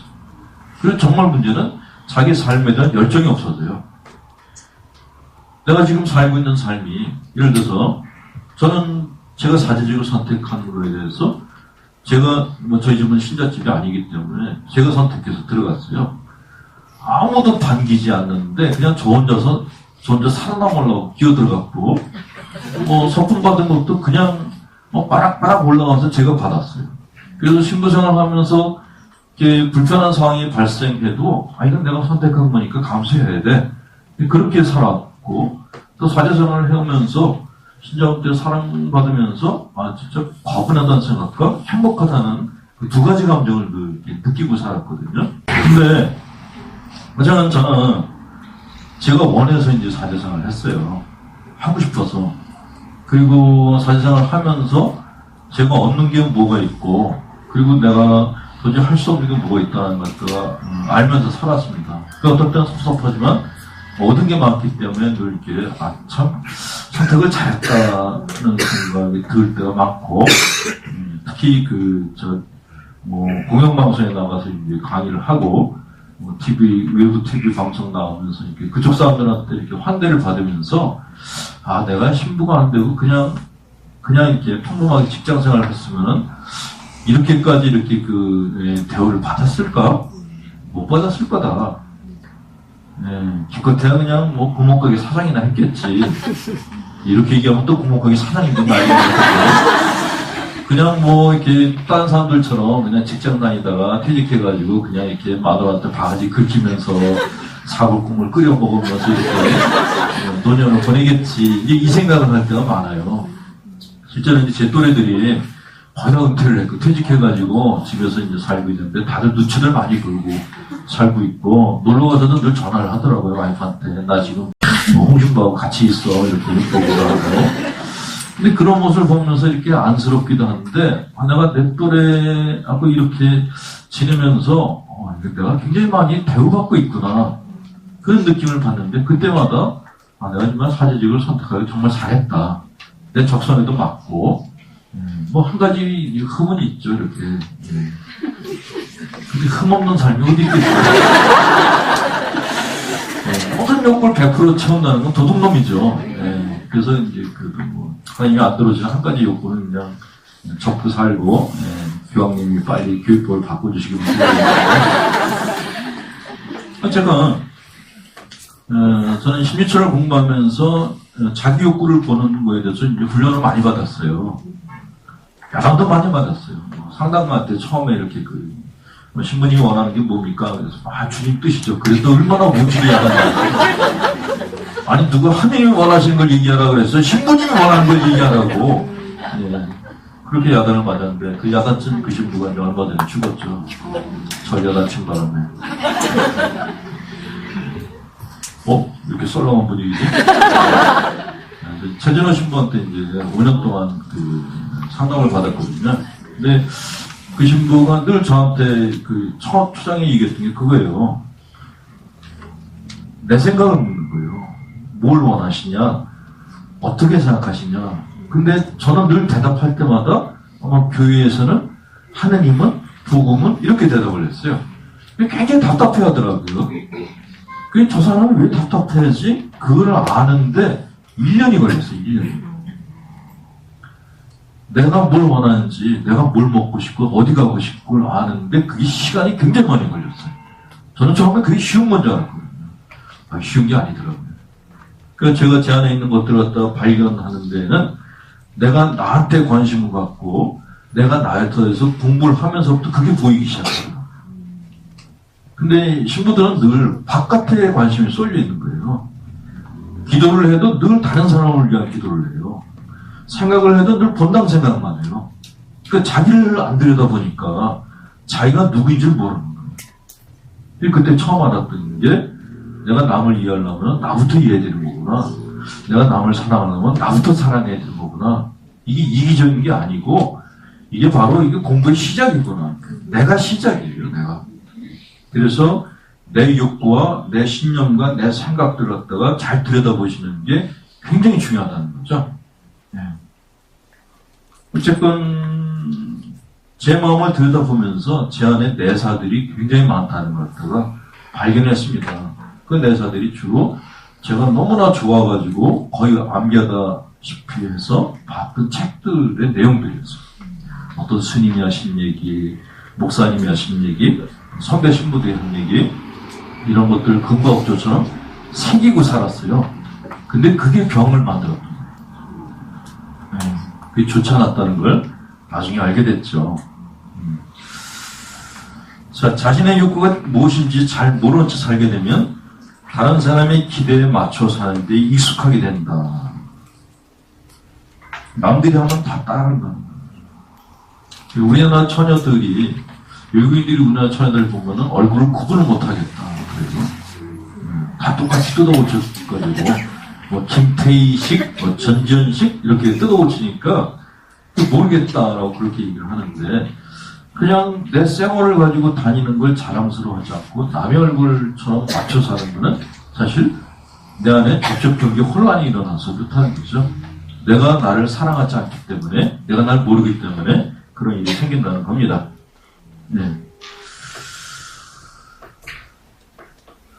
자, 이렇게 내사가 심한 사람들은 또 자신의 의지와 욕구를 가질 수 있다는 생각을 하지조차도 못한다. 남이 시킨 대로만 한다는 거죠. 옛날에 나왔던 영화 중에 포레스트 검프라는 영화 있었죠. 네. 그 영화 주인공처럼 사는 거예요. 명령이 내려질만 움직이는 거예요. 근데 실제로 그렇게 사는 분들이 의외로 많아요. 순종적인 성격. 순종적인 성격인 분들이 되게 의존적입니다. 그러니까 윗사람이 지시해주지 않으면 움직이지 못하는 거예요. 그거는 내사 때문에 그런 거예요. 늘 어릴 때부터 너 이렇게 살아, 이렇게 살아. 그러니까 부모님이 자식한테 생각을 할 수 있는, 생각을 갖다 이렇게 훈련할 수 있는 시간을 안 준 그런 환경 안에서 자라는 사람들이 내사가 심해요. 그래서 심리학자들이 이렇게 공통적으로 얘기하는 게, 어릴 때 말대꾸하는 애들 있잖아요. 사춘기 때 반항을 하는 애들이 건강하다고 얘기를 합니다. 어릴 때부터 그냥 엄마가 시키는 대로 그냥 그대로 따라하는 애들, 사춘기를 사고 한 번 안 치고 모범적으로 이렇게 지낸 애들이 나중에 사고 치는 거예요. 나중에 문제가 많이 발생한다고 합니다.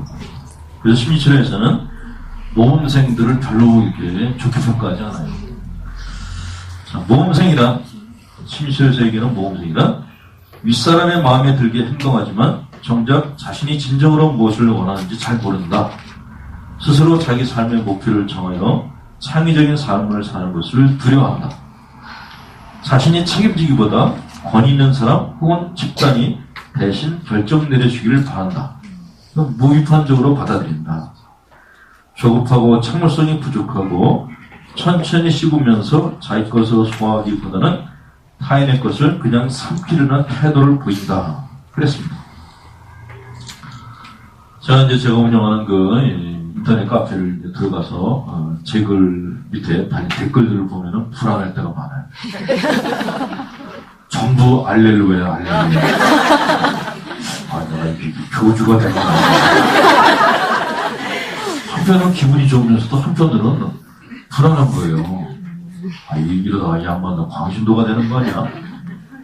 그래서 저는 강의할 때마다 그래요. 제가 하는 얘기가 100% 이게 절대적인 게 아니라고. 제가 얘기하는 거는 제 생각일 뿐이지, 들으면서 내 생각과 안 맞으면은 아닌 것 같은데 라는 생각을 가지시라고 얘기를 합니다. 근데 그게 훈련이 안 된 분들은 그냥 다 외우는 거예요, 외워. 근데 세상에 책을 보고 인생을 사는 사람이 누가 있어요? 책대로 사는 분 계세요? 책은 그 책을 쓴 사람의 인생이에요. 나는 그 책이 내 인생의 원포인트 레슨으로 삼는 거지, 그게 내 인생의 아주 절대적인 그 길잡이가 돼서는 안 된다는 겁니다. 그런데도 그냥 이게 절대적이야 라고 생각하는 분들이 있어요. 그분들이 내사가 심한 분들이다 라고 얘기를 하는 겁니다. 자, 이분들의 특징이 광신도가 될 가능성이 높다. 집단 이데올로기에 사로잡힌 사람들은 종교 집단이 와해되면 본인도 몰락한다. 초월적 존재의 노예로 전락하고 교리와 율법의 신봉자가 된다. 그랬습니다. 이거는 뭐 종교가 남녀고랭 개교냐 무슨 신천지냐 그게 문제가 아닌 거예요. 가톨릭 교회 안에도 광신도도 많고 개신교도 많고, 그러니까 어느 종교냐가 문제가 아니라 그 사람의 심리적 상태가 문제라는 거죠. 근데 문제는 이런 분들이 많이 생기면은 이제 영업이 번창하는 게 이제 신흥종교들이 영업이 번창하죠. 신흥종교 교주들은 수익을 목적으로 하기 때문에 절대로 치료 안 해줍니다. 절대로 독립하지 못하게 만든다. 그 점쟁이들하고 신흥종교 교주들이 쓰는 방법이 비슷해요. 그 점쟁이들도 괜찮은 사람들이 있거든요. 그러니까 아닌 건 아니다라고 얘기해주고, 뭐 찾아왔는데 뭐 천주교 신자가 정보로 왔냐고 야단쳐서 보내는 사람들도 있어요.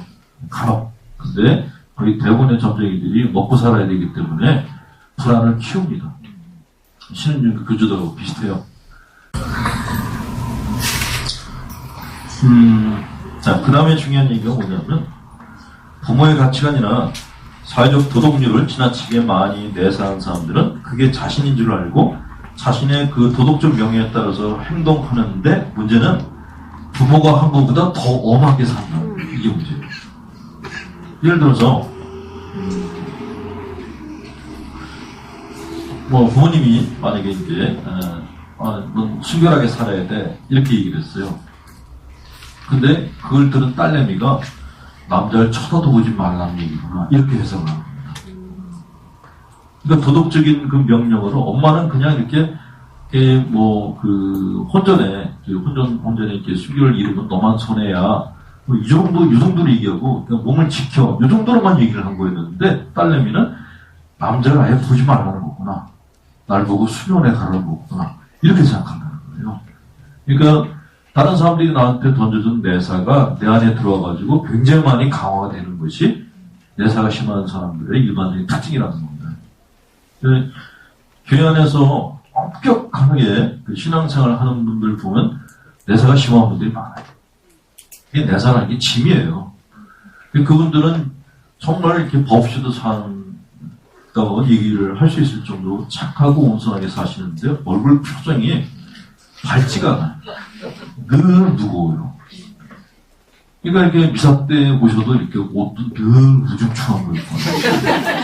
왜 그렇게 입고 오세요? 그럼, 우리는 이렇게 인생이 뭐 보석을 해야 되는 인생이고, 그런 분들이 주로 그 레조 기도문 중에서 까테나라고 하죠. 야와 이 자신이 눈물의 골짜기 위에 순간이다. 저쪽에 그 아일랜드 신부들이 우울증들이 좀 많아요. 그 사람들이 만든 걸 같다고 우리가 그걸 추구하고 배우고 있는 거거든요. 우리는 끼가 많은 민족인데 저쪽하고는 이게 질이 달라요. 근데 그 기도문을 갖다 추구하고 배우면서 스스로 우울증 환자를 만들어요.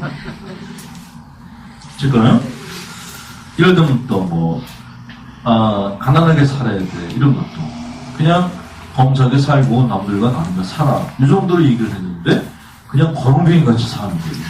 안 먹고 안 입고 막 자기를 학대를 하는 거죠. 예, 이렇게 대사는 들어오면은 그냥 그 수준에 남아있는 게 아니라 그거보다 훨씬 더 많이 강화되는 그런 특징을 가지고 있다 생각하시면 되고 순종에 대한 것도 마찬가지입니다. 수도원에 들어가면 이제 세 가지 서약을 하라고 했죠. 순결과 순종, 그리고 청빈 서약을 하라고 합니다. 수도원들한테서 이런 현상이 제일 많이 나타나는데 순종 서약을 지킨다고 하면서 이게 순종이라는 거는 자기 생각을 아예 말하지 말라 이게 아니거든요. 순종이라는 것은 공동체를 갖다 깨트리는 거를 가능하면 절제 안 하는 거예요. 가능하면 다른 사람들과 이렇게 의견을 조율을 하고 원만하게 살아다. 이게 원래 순종의 의미입니다. 근데 이거를 잘못 해석한 분들은 내 얘기를 하면 안 되는 거구나. 아예 입을 붕해버리는 거예요. 불만이 있어도 얘기 안 하고 하고 싶은 얘기가 있어도 안 하고 제가 이제 가끔 수도원들 다니면서 이제 강의를 하러 가거든요. 가면은 딱 이런 분들이 눈에 띄어요. 그러니까 재밌는 얘기를 했을 때 막 그 여고생처럼 깔깔대는 수녀님이 있는가 하면은 내사가 심한 수녀님들은요 절대로 안 웃어요. 심각하게 쳐다보는 거예요. 그리고 고개를 위로 꼬아요. 막 사실 뭐 이렇게 세속적이야. 그게 바로 자기 안에 그 짐을 자기가 많이 키워놨다는 겁니다. 겸손의 내사도 이제 심한 분들은 겸손이라는 것도 사실은 겸손은 내 자신을 갖다 있는 그대로 드러내는 게 그게 겸손의 본능이에요. 저 이거 할 줄 알아요. 저 이거 못해요. 이렇게 정확하게 자기 자신을 갖다가 남들한테 표현하는 그 심리 상태가 겸손입니다. 그게. 근데 이게 내사가 들어가지고 강화가 되면은 저는 무조건 못해요. 한사코 사양하고 한사코 못하겠다 그러는 겁니다. 본당 신부들이 다 죽으려고 그러는 거예요. 자네는 교육장님이나 반장 좀 하시죠. 그러면 아유 저 같은 게 어떻게 이 겸손이 절대로 아닌 거예요. 짝퉁인 거죠. 짝퉁인 거죠. 되게 열심히 이렇게 본당에서 봉사생활 열심히 하면서도 누가 좀 잘해주려고 그러면 그 잘해주는 걸 굉장히 불편해하는 분들이 있습니다. 그분들이 바로 내사가 강화된 분들이에요. 신자분들하고 가끔 이제 집에서 초대를 해서 식사를 하러 가요. 그럼 그 반에 해당되는 분들이 오셔가지고 같이 식사를 하시는데 같이 밥 먹으면 좋은데 그 설거지 대에서 안 떨어지는 분들이 있어요. 싱크대에 무슨 접착제 붙이는 거예요.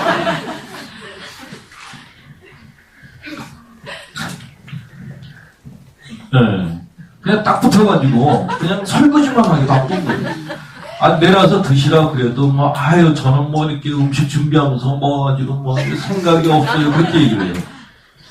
근데 제가 얘기할 때 그렇게 붙어 있다고 또 다른 자매도 입에다 넣으면 그것도 다 먹어. 그러면서는 내려오진 않는 거예요. 근데 그분들이 갖고 있는 생각, 내사가 강화된 생각을 갖고 있어. 그렇다는 거죠. 그래서 그분들은 내 안에 있는 생각들이 굉장히 엄격하기 때문에 자기 스스로 굉장히 많이 통제를 합니다. 근데 생각에 대한 엄격하게 자기 생각을 통제하는 분들이 가지고 있는 그 제일 큰 감정이 뭔지 아세요? 서운함. 섭섭함, 서운함. 예를 들어서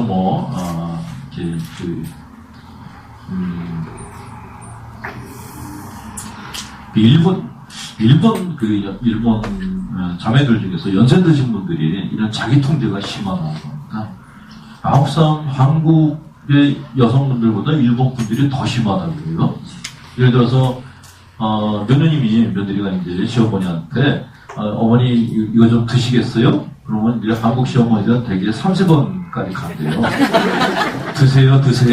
그러면 아니 그러니 그러고 이제 세 번째 이제 오케이를 하는데 그 일본 남자한테 시집간 그 처녀가 일본 시어머니한테 음식을 차려놓고 3번 권했대요. 한국식으로. 그랬더니 됐다 그러더래요. 그래서 3번은 한국식이니까 2번만 더 하자 해서 5번 했대요. 근데 싫다 그랬대요. 그래서 그러세요? 그리고 이제 돌아왔는데 나중에 남편이 와서 그러더래요. 왜 당신 어머니를 섭섭하게 했냐고. 뭔 소리냐, 나는 한국에서 3번 했는데 여기가 5번 했다 그랬더니 일본에서는 10번을 실제로 있었던 일이에요. 10번을 권해야 된다는 거죠. 그러니까 그만큼 그 일본 사람들이 그 속을 혼내를 모른다고 그러죠. 속을 모른다고. 그 층층이 뭐가 쌓여 있는 겁니다. 그러니까 한국 사람들은 그러면서 그 마음의 껍질이 비교적 얇은 편이에요. 한 2개 벗으면 그냥 친구야. 술 먹으면 홀라당 벗어. 근데 일본 사람들은 여간해서 마음을 안 줍니다. 굉장히 친절하게 대하는데 이게 굉장히 많이 있어요. 가까워지는데 시간이 많이 걸린다는 게 사람 만날 때마다 하나씩 벗어주는 거예요. 근데 그게 열격이라는 거예요. 대단한 거죠. 근데 그렇게 엄격하게 통제하고 사는 분들이 그래서 마음 안에 섭섭함이 많다. 자기 통제가 심하지 않은 분들은 섭섭해도 금방 풀려요. 그래서 뒤끝이 없다는 소리를 듣습니다. 근데 이렇게 엄격하게 사는 분들일수록 더 권하지 않으면 나중에 뒤끝이 남아요. 저한테 전화를 걸어서 오라고 하면 어떨까요? 아니 먹기 싫다 안 오는데 내가 거기다 전화 줄까요? 거기다 또 전화하면 또 9년만 이쁘해라고 또 여기서 또 많이 나요. 그럼 뭐 아는 사람끼리 온 사람끼리 먹읍시다 라고 이제 정리하고 밥을 먹잖아요. 근데 안 온 그 자매가 떠날 때까지 그걸 가지고 물건을 지난번에 저 가장 얘기도 안 하시고 만날 때마다 그때 안 데려가시고 딱 한 번 안 데려갔는데 5년을 울고 먹는 거예요. 야, 이 뒤끝이 엄청납니다. 근데 이분들의 특징이 뭐냐? 엄격하게 사는 자기 자신에 대해서 지나치게 엄격한 분들, 내사가 심한 분들인 거죠. 자, 그 다음 문제는 2차 공격성이 내가 외부의 생각 이게 외부의 걸 갖다 씌워야 되는데 그걸 씹지 않게 되면은 자기 자신을 씹습니다. 그러니까 자학행위를 하게 된다는 거죠. 그러니까 예를 들어서 성경 암송하는 분들이 있잖아요. 막 외워가지고 주님 뜻대로 살 거예요.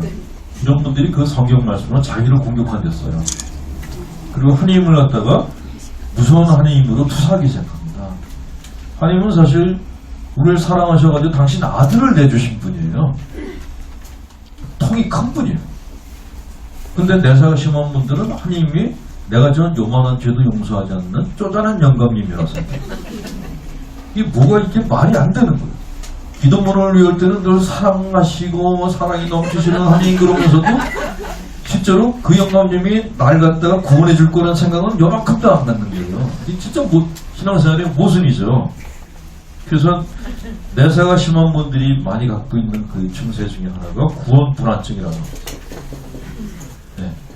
나 같은 건 절대로 안 데려가실 거야. 그 다음에 처벌에 대한 공포증이 있어요. 난 틀림없이 지옥에 빠져가지고 지글지글 탈 거야, 영원히. 네, 이런 공포증을 갖고 사는 사람들이 의외로 많아요. 그 옛날에 그 한국 그 초기교회 때 순교자들이 나왔는데, 순교자들 중에서 정말 이렇게 신앙을 위해서 순교한 분들도 있는데, 어떤 분들은 배교하면 지옥 간다 그래가지고 순교하신 분들도 있어요. 그게 문헌에 나와 있거든요. 어떤 저는 좀 그런 부분에 대해서 의아한 거예요. 이런 신앙도 정말 건강한 신앙일까? 하나님의 처벌이 무서워서 순교를 하는 게 이게 건강한 걸까? 글쎄, 좀 의문이다 그런 생각이 들 때가 많은데 어쨌건 뭐 교회에서는 일단 순교자 숫자가 많아야지만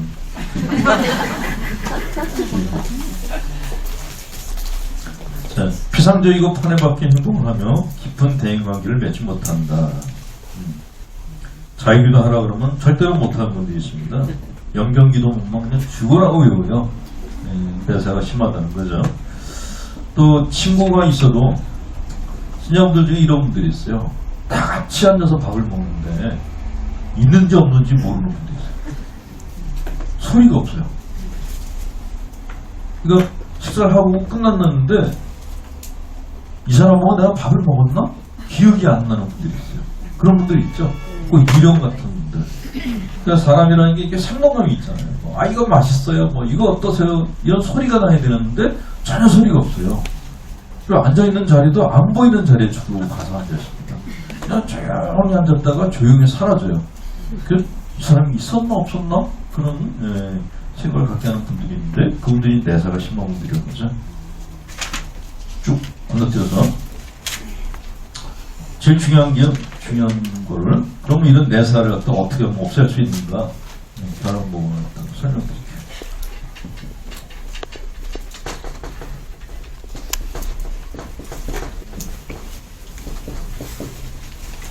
리페어런팅이라고 번역하면 새로운 부모 이미지 심기라고.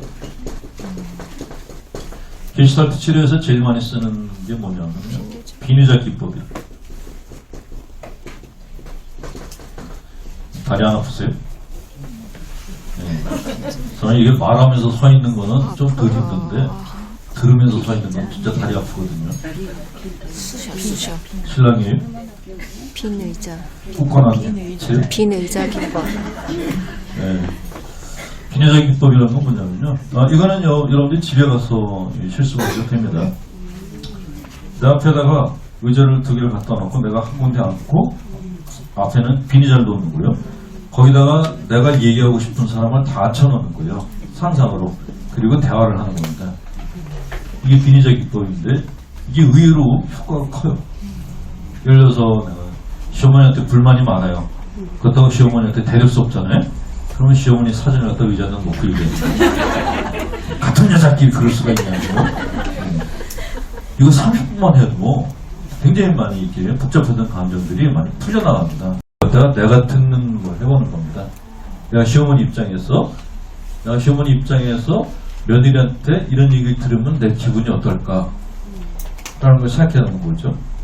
역할 바꾸기를 하면은 시어머니가 이해가 되기 시작합니다. 한쪽으로만 하는 거는 해소고 자리를 바꾸면은 이해가 되는 거예요. 한번 해보세요. 내 마음에 가장 심한 갈등을 일으킨 사람들을 의자에 앉혀놓고 대화를 나누시는 것이 심리적인 해소를 하는데 굉장히 효과가 큽니다.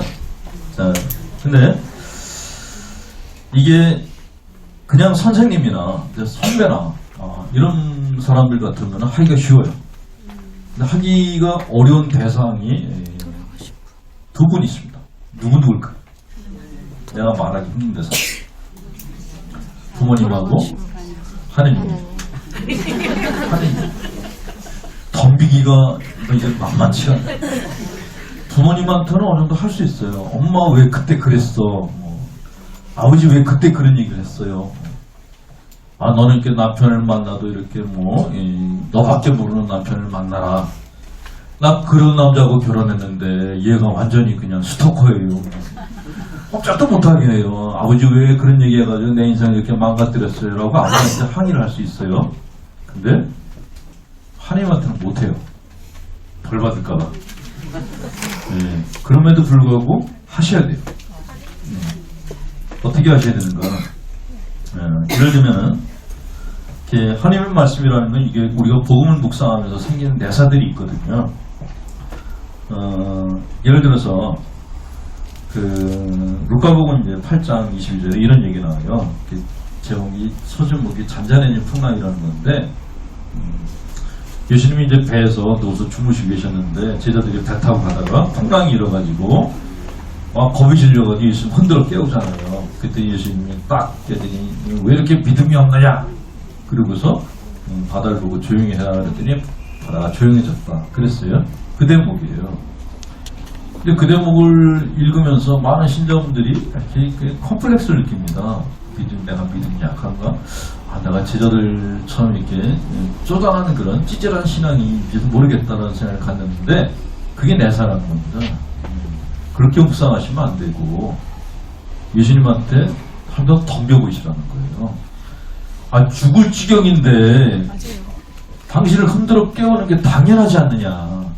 그 제자들의 입장을 당신은 왜 이해를 못하는 거냐. 이렇게 한번 반박을 해보시라는 거예요. 성경을 보시면서 그냥 흡수를 하지 마시고 거기에 대해서 한번 토두를 달아보시라는 거예요. 사람이 믿음을 갖다 가질 수 있는 게 어디까지 가질 수 있는지 당신도 잘 알지 않냐. 당신은 하나님의 아들이고 우리는 피조물인데 어떻게 당신하고 똑같이 우리가 살 수 있냐. 이렇게 한번 댓글을 달아보시라는 겁니다. 또 뭐가 있죠? 그 마리아와 마르타 얘기도 그런 경우에 해당되는데 예수님이 왔다가 이제 마르타가 바뀌어서 막 그 음식 준비하고 그랬어요. 마리아는 여는 이제 되게 치받치고 예수님하고 그 말씀을 듣고 있었잖아요.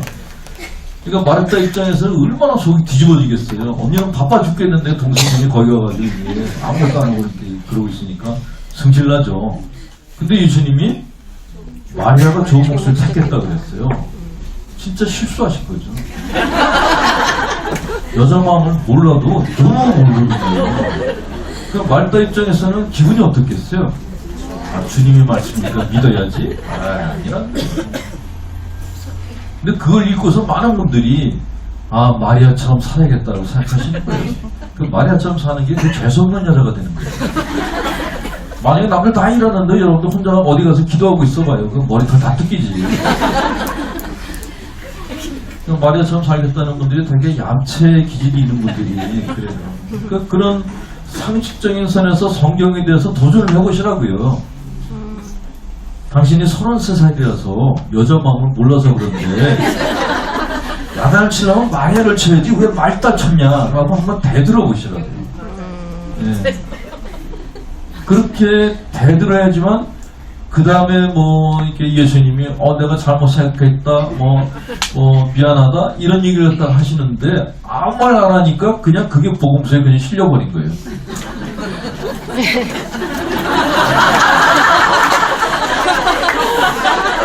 나는 말고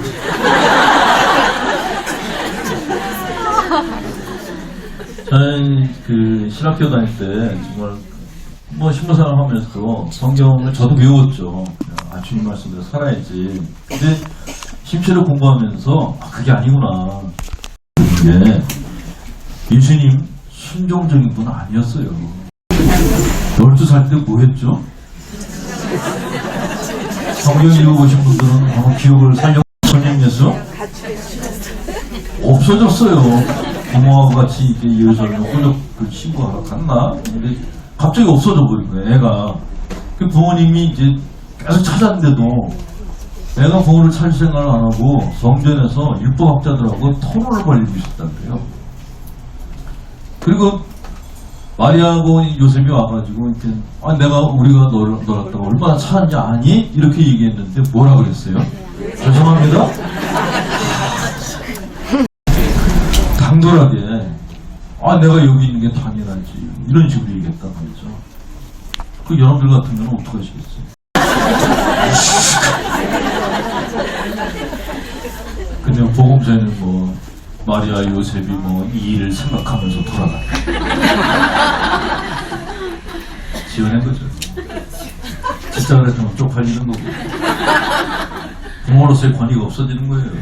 그럼 없어진 애는 야단을 쳐야 되는 거거든요. 12살짜리면 몇 학년이에요? 와. 건방지지 않아요? 초등학교 5학년짜리가. 예. 그래서 우리는 이제 그만하라고. 예. 그래서 영업 시간이 끝났습니다. 성경 묵상하실 때, 뭐, 열심히 하는 분들은 그냥 성경 묵상 하시는데, 시간 나실 때는 성경에다가 토를 나세요. 그게 정말일까요? 저는 안 되는데요? 당신은 되나요? 이렇게. 그러면 예수님하고 대화가 되기 시작해요. 정말로. 근데 그냥 믿습니다 이러면 대화가 안 돼요. 그리고 자꾸 굳어집니다. 그래서 신앙생활. 네. 토를 다시고, 공기